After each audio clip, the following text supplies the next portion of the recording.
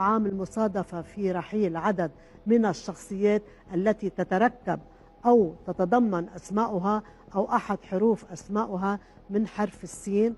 وفي توقع غريب من العرافة أو المنجمة ليلى عبد اللطيف أن في حلول سنة 2024 سيموت العديد من الشخصيات والأشخاص الذين تحتوي أسماؤهم على حرف سين، سواء في اسمه الشخصي أو اسمه العائلي.